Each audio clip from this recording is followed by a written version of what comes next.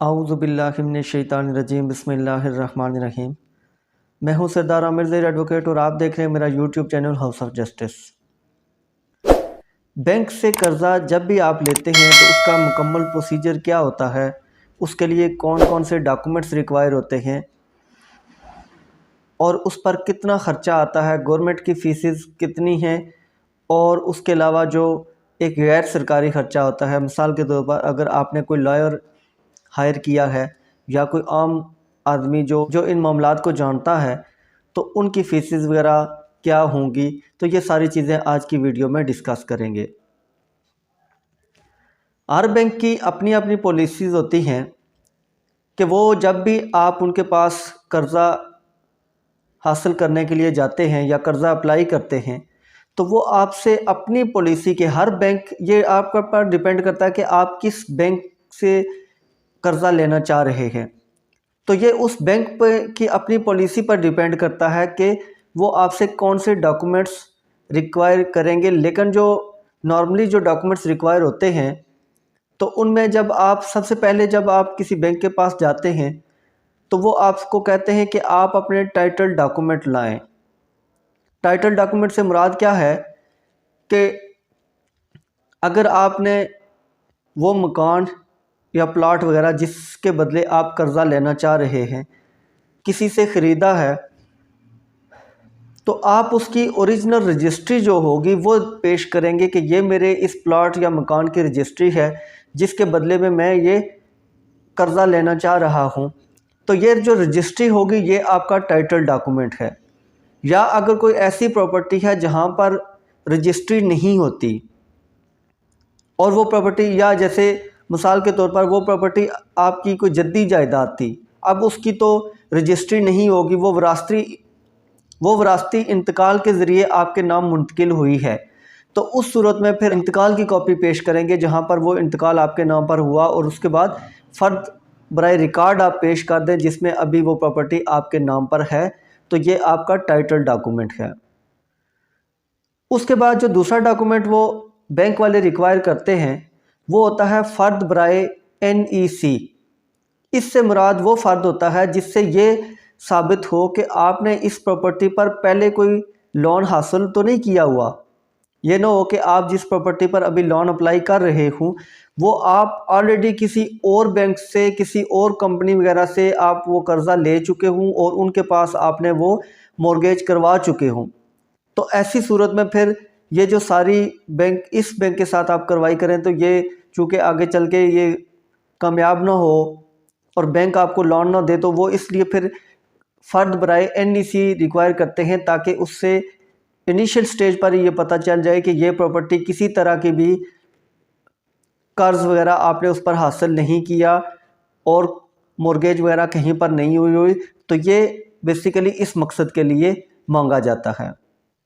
उसके बाद होता है फ़र्द बराए लोन या फ़र्द बराए कर्ज़ा, कि आप जो कर्ज़ा ले रहे हैं तो उसके लिए आपको एक फ़र्द बराए कर्ज़ा वो भी पटवारी जारी करेगा तो वो लेना पड़ेगा। लेकिन यहाँ पर मैं एक और बात आपको बताता चलूँ कि चूँकि जैसे मैंने पहले बताया है कि डिफरेंट जो बैंक्स होते हैं उनकी अपनी अपनी पॉलिसीज़ होती हैं, तो सारे बैंक ये फ़र्द बराए कर्ज़ा नहीं मांगते, बल्कि कुछ जो बैंक होते हैं वो फ़र्द बराए रहन डिमांड करते हैं।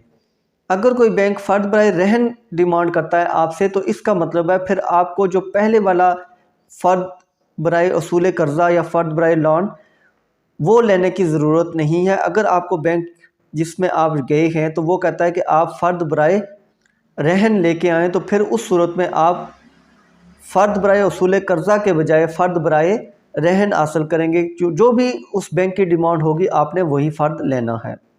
इसके बाद होती है अक्स मुसावी। अक्स मुसावी की भी कॉपी आपने बैंक को पेश करनी पड़ेगी। अक्स मुसावी क्या होता है कि पटवारी के पास उस सारे एरिया का एक नक्शा मौजूद होता है जिसे लट्ठा भी कहते हैं, तो इसकी भी आपने कॉपी पेश करनी होगी और ये लट्ठा आपको पटवारी से मिलेगा और ये जो अक्स मुसावी की कॉपी है ये आपको पटवारी से मिलेगी। पटवारी के पास अगर ना हो तो फिर आप मुहाफ़िज़ खाना जा सकते हैं। अगर वहाँ से भी ना मिले तो ऐसी सूरत में फिर आप तहसील से भी ये निकलवा सकते हैं। ये 3 जगहों पर होती है, किसी भी जगह से आप जहाँ जाएँ तो आपको मिल जाएगी। पटवारी से भी आपको ये ईज़िली अक्स मुसावी की कॉपी मिल जाएगी। और उसके बाद जो लास्ट डॉक्यूमेंट है वो है बिल्डिंग मैप, जो नक्शा होता है वो नक्शा भी मांगा जाता है कि आया वो बिल्डिंग का नक्शा अप्रूव हुआ है या कि इसी तरह वो बिल्डिंग बनाई गई है। अगर तो प्लाट पर आप कर्ज़ा ले रहे हैं तो फिर तो ये डॉक्यूमेंट ज़रूरी नहीं होगा, लेकिन अगर किसी बिल्डिंग के बदले आप कर्ज़ा ले रहे हैं तो ऐसी सूरत में फिर वो नक्शा आपको पेश करना पड़ेगा।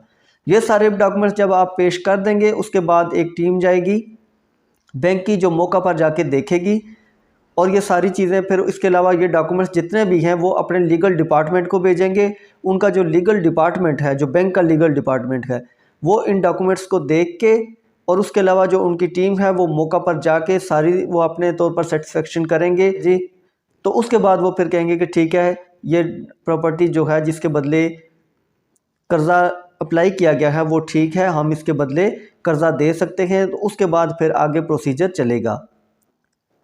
फिर आगे प्रोसीजर क्या होगा कि सबसे पहली जो बात होगी कि अब जो स्टाम्प पेपर हैं वो मंगवाए जाएंगे। तो स्टाम्प पेपर किस तरह से मंगवाए जाएंगे?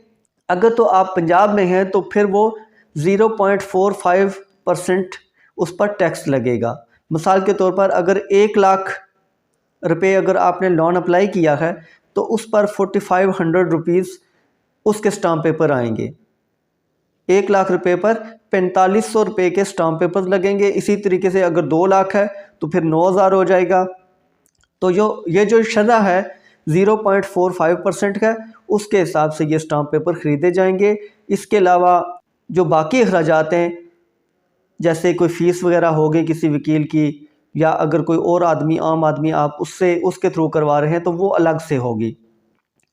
तो वो फ़ीस कितनी होती है? चूँकि हर आदमी का काम अपने तरीके से वो करता है तो वो अपने हिसाब से हर एक आदमी फ़ीस लेता है। कोई 5000 ले सकता है, कोई 10,000 ले सकता है, कोई इससे ज़्यादा भी ले सकता है। तो वो कोई फ़ीस फ़िक्स नहीं है, लेकिन जो सरकारी ख़र्चे हैं वो यही हैं। तो इसी हिसाब से ये ख़र्चे होंगे। इसके अलावा आगे जो प्रोसीजर होता है वो बिल्कुल वही होता है जिस तरह के आम एक रजिस्ट्री होती है।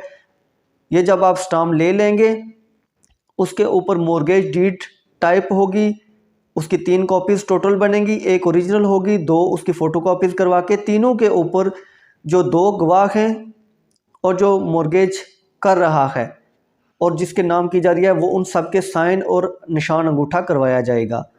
तो बैंक की तरफ से, चूँकि अब बैंक खुद तो आके वहाँ पर साइन और अंगूठा वगैरह तो नहीं लगाता, तो बैंक की तरफ से एक नुमाइंदा होगा जिसको बैंक भेजेगा और उसे बाकायदा अथॉरिटी लेटर दे के भेजेगा कि वो बैंक के बिहाफ पर ये सारी जो मॉर्गेज डीड है वो फाइनल करे। तो वो जो आदमी आएगा तो वो अथॉरिटी लेटर लेके आएगा, वो इस मॉर्गेज डीड के साथ सब रजिस्ट्रार के ऑफिस में जमा करवाई जाएगी। और उसके बाद जब ये सारी साइन अंगूठे वगैरह हो जाएंगे, नादरा से वेरिफिकेशन होगी, उसके बाद सब रजिस्ट्रार के ऑफिस में जाके वो मॉर्गेज डीड जो 3 कॉपीज़ तैयार हुई हैं, 1 ओरिजिनल और 2 फ़ोटो कापीज़ पर भी साइन अंगूठे करवाए गए हैं, वो जाके सब रजिस्ट्रार के ऑफिस में जमा करवाए जाएंगे। वहाँ पर गवाहों के भी और जो आदमी लोन ले रहा है इन सब को पेश करके तो फिर बयान करवाए जाएंगे। उसके बाद वहाँ पर भी सब रजिस्ट्रार के ऑफिस में भी जो रजिस्टर होता है वहाँ पर साइन भी करवाए जाएंगे और अंगूठे के निशान भी लगवाए जाएंगे। उसके बाद फिर कुछ दिनों के बाद वो मॉर्गेज डीड जो है वो रजिस्टर्ड होके उसके ऊपर नंबर लग के वापस मिल जाएगी, जो ओरिजिनल है वो वापस मिल जाएगी। तो ये एक सारा प्रोसीजर है जो किसी भी प्रॉपर्टी पर अगर आप लोन लेना चाहते हैं तो वो अडॉप्ट किया जाता है, वो यही तरीका होगा। तो व्यूअर्स, ये थी आज की वीडियो। उम्मीद है वीडियो पसंद आएगी। अगर वीडियो पसंद आई तो मेरे चैनल हाउस ऑफ जस्टिस को सब्सक्राइब करना ना भूलिएगा। इसी के साथ इजाज़त चाहूँगा। अपनी दुआओं में याद रखिएगा। फ़ी अमानिल्लाह।